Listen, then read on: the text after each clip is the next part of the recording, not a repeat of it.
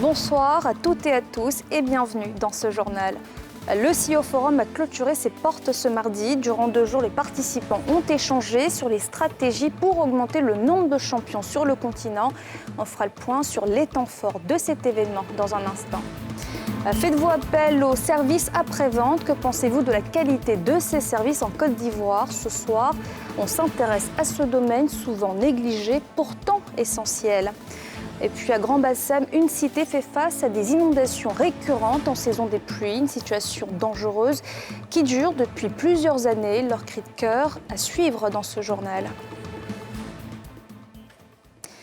Mais d'abord, au lendemain de la Journée internationale de l'environnement, le vice-président Thiemoko Mélié-Koné a reçu en audience le directeur exécutif du programme des Nations Unies pour l'environnement. Ils ont échangé sur la lutte contre les déchets plastiques et l'engagement de la Côte d'Ivoire à réduire drastiquement l'usage du plastique non biodégradable. On l'écoute à ce propos. En ce moment, le monde est engagé dans des négociations pour arrêter la pollution plastique. Et d'après les échanges qu'on avait eus aujourd'hui avec messieurs les vice-présidents, on est sûr que la Côte d'Ivoire va garder son leadership, non pas uniquement dans son pays, mais aussi au niveau régional et mondial pour aboutir à cet accord. C'est le forum des dirigeants les plus puissants du monde des affaires sur le continent. Il a refermé ses portes ce mardi après 2 jours de discussions intenses sur l'avenir économique de l'Afrique. Le récit de Nadjaïja.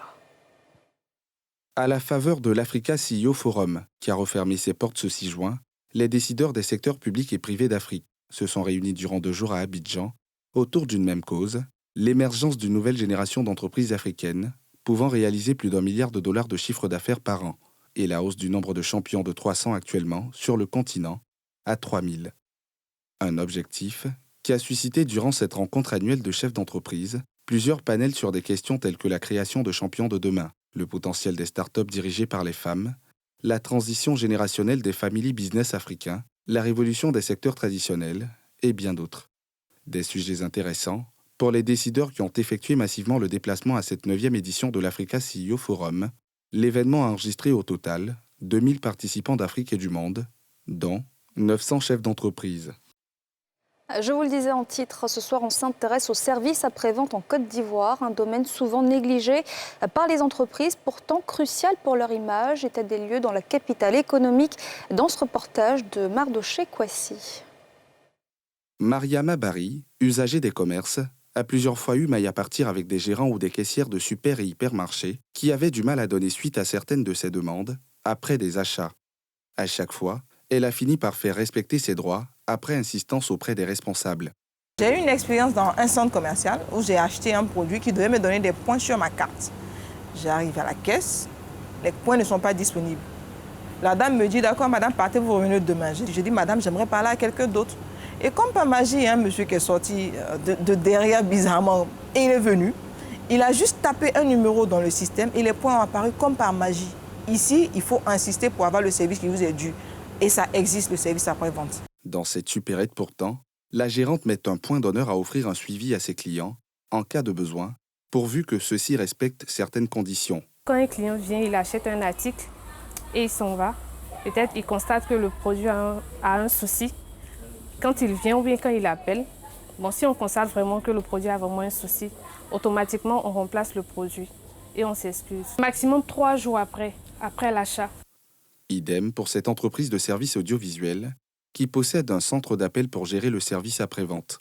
Fatoumata y travaille depuis quelques mois seulement, mais s'y plaît déjà, malgré les humeurs, parfois pas très agréables, de clients qu'elle doit gérer. Quand il est énervé, on l'écoute. D'accord, et par derrière, on lui dit, je vous comprends, monsieur, soyez rassurés avec nous, votre problème sera réglé. Et après ça, quand le client nous écoute et qu'il voit que son problème est réglé, lui-même il est rassuré et il est fier d'avoir appelé le service client. Par derrière, on est content d'avoir fait le travail et on est content aussi de satisfaire le client en fait. Le service après-vente est très souvent confondu à la garantie. Pourtant, bien qu'ils soient tous les deux effectués après la vente ou après le service principal, la garantie et le service après-vente ne sont pas juridiquement et contractuellement liés. Le service après-vente n'est pas dû, donc dépend du fournisseur et également de la volonté de l'acquéreur. Par contre, la garantie, elle est obligatoire, elle est contractuelle. Le constat, c'est que le SAV prend de plus en plus d'importance dans l'environnement commercial ivoirien au vu de son impact sur l'image de l'entreprise. Ces dernières années, l'organisation des entreprises qui fournissent des équipements a connu des mutations. Déjà en termes de volonté, pour pouvoir mettre à disposition un service absolument conséquent pour accompagner leurs clients, mais aussi en termes de formation. Et aussi après découvrir que c'est véritablement une niche pour les entreprises parce que cela joue sur l'image même de l'entreprise. Et qui parle d'image parle d'augmentation des chiffres d'affaires, etc.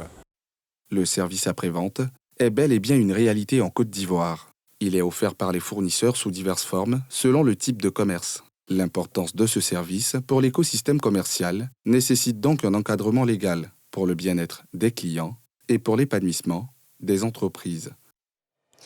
À direction Grand Bassam, où les habitants de la cité Ado sont confrontés à des inondations dues aux fortes pluies. Une situation difficile qui persiste depuis plusieurs années à la même période, mettant en danger la vie des résidents. Le constat de Nikema Moussa et Kimo Eric. Cité Ado, Grand Bassam. Ici, quand il pleut, les habitants ont leurs pieds dans l'eau. Nous avons sur 300 mètres de l'eau qui reste en permanence environ 2 mois au cours de l'année. Chaque année, c'est le calvaire que les populations vivent. Vous voyez ces remontées d'eau, où, comme vous pouvez observer, nous avons des briques qui servent de pont pour pouvoir accéder aux différentes maisons. Et nous avons les pieds mouillés. Et ce que nous avons constaté, c'est que ceux qui sont en location de maison, ces personnes-là ont le choix de partir ou de rester. Donc il y en a qui ont commencé à partir. Mais pour ce qui est des propriétaires, c'est vraiment dommage. Et pour nous, chaque saison de pluie est une occasion de soucis, de beaucoup de regrets.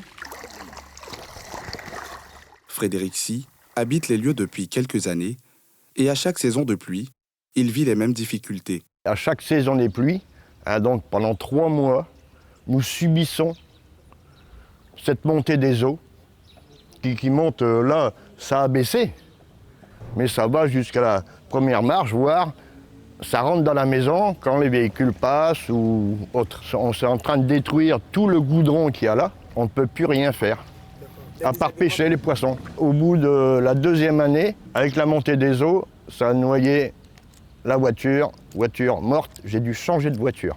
Comme Frédéric, les habitants de la cité ne savent plus à quel saint se vouer. Il a plu toute la journée d'hier, avant-hier, toute la nuit. Et là, comme vous constatez, il y a plein d'eau partout. Rien n'est accessible. Là, j'ai eu du mal à traverser, ayant peur d'avoir peut-être un caniveau pour pouvoir tomber dedans. Donc, il peut y avoir un glissement, ça glisse en dessous et c'est vraiment pas commode. Dans cette maison, chaque jour est un combat pour chasser l'eau. Chaque saison de pluie, c'est comme ça. L'eau envahit la cité et puis les maisons aussi. On est obligé de prendre l'eau en seau pour verser. Et souvent, il y a des reptiles qui rentrent. Là-bas, parce qu'on a tué un serpent de 2 mètres. Puis, il y a un varan aussi qu'on a tué, c'est aussi la même chose. Aussi. Tous les jours, c'est comme ça. Épidémie, choléra, et puis enflement, et puis tout ça. Palu, surtout moustiques. En tout cas, tous les jours, avec l'affaire des moustiques, c'est comme ça. Les espaces de jeu, les différentes voies de circulation et même l'accès à plusieurs maisons sont bloqués par les eaux. Inquiets, les responsables de la cité appellent à l'aide. Nous vivons un réel calvaire et les eaux que vous voyez sont le fruit du fait qu'il n'y a pas de débouché. Et nous espérons que les autorités les mieux placées, les mieux outillées, puissent faire l'effort d'être aux côtés de la population et apporter les réponses pour que ce que nous vivons soit un passé lointain d'ici quelques temps. Au-delà des maladies hydriques que cela peut causer, c'est un véritable nid de reptiles. Conscients des risques de cette situation, les habitants de la cité sollicitent le regard des différentes autorités compétentes. Être victime de contrefaçon est un véritable cauchemar pour les entreprises et la société en général. À l'occasion de la Journée internationale de lutte contre ce fléau, on s'intéresse à l'impact de ce phénomène en Côte d'Ivoire et les voies et moyens pour y faire face dans le pays. Mardoché Kwasi, Zékré Joseph. Nadejdo, chef d'entreprise, a lancé sa marque de friandises depuis un peu plus de 3 ans. Passionnée de cette activité, elle a vu son élan être freiné il y a quelques mois par la contrefaçon. Sa marque a été en effet abusivement utilisée à l'étranger. Ce sont les clients eux-mêmes de ce pays-là qui m'ont interpellée. On a tendu un piège et la personne est tombée dedans. Dieu merci, on a pu rattraper la situation et les choses sont rentrées dans l'ordre. Si Nadège a pu récupérer toute sa clientèle et remettre les choses dans le bon ordre grâce à sa proximité avec ses clients, ce n'est pas le cas pour toutes les victimes. Cette entreprise de fabrication de consommables de téléphone et autres appareils électroménagers a aussi vu ses produits être contrefaits. Elle s'est alors adressée au Comité national de lutte contre la contrefaçon, CNLC. Nous avons suivi la procédure normale, c'est-à-dire contacter le CNLC qui est l'organe habilité à lutter contre la contrefaçon en Côte d'Ivoire.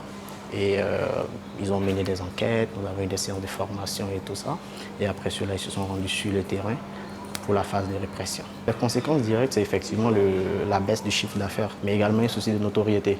Le Comité national de lutte contre la contrefaçon est un instrument du ministère du Commerce, de l'Industrie et des PME qui travaille au quotidien à lutter contre la contrefaçon sur toute l'étendue du territoire national. Nous faisons de la prévention, nous faisons de l'investigation et nous sanctionnons lorsque nous sommes saisis par les titulaires de droits qui nous disent que leurs produits sont contrefaits, se trouvent à tel endroit, nous n'hésitons pas. Et il y a des produits sur lesquels on n'a même pas besoin de nous saisir, qu'on appelle communément les médicaments de la rue. Nous n'avons pas besoin qu'on nous saisisse. Si nous sommes alertés, nous allons et nous saisissons parce que les médicaments ont un circuit clair et net d'approvisionnement dans les pharmacies sur la place. Cet instrument découle de la loi numéro 2013-865 du 23 décembre 2013 relative à la lutte contre la contrefaçon et le piratage.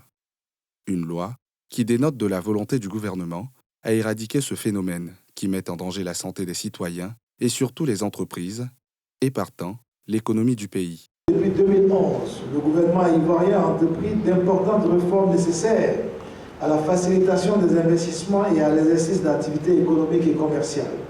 Au nombre de ces réformes, retenons le renforcement du cadre législatif et réglementaire, que le gouvernement ivoirien a aussi entrepris de renforcer la concertation avec le secteur privé pour trouver des solutions durables à cette problématique de manière à améliorer l'environnement des affaires et la compétitivité de l'économie ivoirienne et préserver le bien-être des populations. Selon le président du CNLC, ce sont entre 150 et 200 milliards de francs CFA de produits de contrefaçon qui circulent sur le territoire ivoirien. La commémoration de la Journée internationale anti-contrefaçon vise à sensibiliser les populations aux conséquences de la contrefaçon, tant du point de vue de la santé et de l'environnement que celui de l'économie. Hier marquait aussi la Journée internationale de la lutte contre la pêche illicite non déclarée et non réglementée. À cette occasion, le ministre des Ressources animales et halieutiques, Sidi Timoko Touré, a rappelé les actions entreprises par l'État pour mettre un terme à ce fléau. Salifia Lekoué. Le secteur de la pêche est une industrie exposée à une criminalité transfrontalière et constitue un défi important pour les États. En Afrique, la lutte internationale contre la pêche, appelée également INN, est devenue une préoccupation majeure et est citée comme un obstacle à l'amélioration de la pêche dans ces pays. Face à ce fléau, l'Organisation des Nations Unies a décrété en 2017, le 5 juin de chaque année, Journée internationale de la lutte contre la pêche illicite, non déclarée et non réglementée. Selon le ministre ivoirien des Ressources animales et halieutiques, la Côte d'Ivoire, qui n'y échappe pas, mène des actions depuis des années par la mise en place, entre autres, de cadres réglementaires et le renforcement de la surveillance. Fidèle à ses engagements, la Côte d'Ivoire a adopté la politique nationale de développement de l'élevage, la pêche et de l'aquaculture, la PONADEPA, qui dispose de 5 stratégies, dont celle relative à la gestion durable des ressources halieutiques, qui vise entre autres l'amélioration du suivi, contrôle et surveillance des pêches. Notre réponse contre ce fléau se traduit également au niveau national par une mutualisation des moyens logistiques et opérationnels dans le cadre de l'action de l'État en mer, puis au niveau sous-régional dans le cadre de la coopération entre les États membres du Comité des pêches du centre-ouest de Guinée. Notre réponse contre ce fléau se traduit également au niveau national par une mutualisation des moyens logistiques et opérationnels dans le cadre de l'action de l'État en mer, puis au niveau sous-régional dans le cadre de la coopération entre les États membres du comité des pêches du centre-ouest du golfe de Guinée, le CPC. Selon l'Organisation des Nations Unies pour l'alimentation et l'agriculture, FAO, la pêche illégale non déclarée et non réglementée est responsable de la prise annuelle de 11 à 26 millions de tonnes de poissons, privant ainsi l'économie mondiale de 10 à 23 milliards de dollars. C'est une étape majeure que la SODEMI vient de franchir. La Société pour le développement minier de la Côte d'Ivoire vient d'obtenir son accréditation pour l'analyse de l'or, une reconnaissance qui lui a été remise en présence du ministre des Mines, du Pétrole et de l'Énergie. Le reportage de Salif Alekwe et Tanguy Konin. Une nouvelle étape pour la SODEMI, la Société pour le développement minier en Côte d'Ivoire. Le laboratoire d'analyse minérale de cette société devient le seul accrédité selon le référentiel ISO-IEC 17025 porté sur l'or. Une certification qui intervient au terme d'un processus conduit par le système ouest-africain d'accréditation. Un laboratoire accrédité délivre des résultats fiables, soubassement d'un commerce juste et équitable et créateur de richesses. Je suis heureux de rappeler que le SOAC a signé les accords de reconnaissance mutuelle de la coopération africaine d'accréditation, AFRAC, en avril 2022, et ceux de la coopération internationale d'accréditation des laboratoires ILAC en mai 2022. Ces deux signatures confèrent de facto aux attestations délivrées par le laboratoire de la SODEMI accrédité SOAC une portée à la fois africaine et internationale. Chers partenaires, chers collaborateurs et opérateurs miniers, l'État de Côte d'Ivoire a fait sa part à travers sa société d'État SODEMI. En mettant à votre disposition un outil de référence internationale respectant tous les standards en matière de fiabilité et de crédibilité. Notre laboratoire, vous y êtes de plus en plus attendu pour vos futures opérations. Nous sommes en capacité de vous offrir 2 voire 3 postes de travail par jour dans le cadre de la célérité du traitement des échantillons. Se réjouissant des performances de cette structure à capitaux publics, le ministre en charge des mines, du pétrole et de l'énergie a invité ses responsables à franchir d'autres étapes. La SODEMI doit à présent mettre le cap sur la mise en place de l'unité d'affinage d'or. Oui, c'est un projet qui nous tient à cœur parce que c'est une étape importante qui va permettre non seulement d'être encore plus présent sur la chaîne des valeurs, mais aussi et surtout de contrôler et de juguler le phénomène de l'orpaillage illégal par la maîtrise de la chaîne des valeurs. Créée en 1962, la SODEMI a entre autres pour mission d'exécuter les programmes de recherche géologique et minérale établis, de participer à la mise en valeur des découvertes et à l'exploitation des gisements.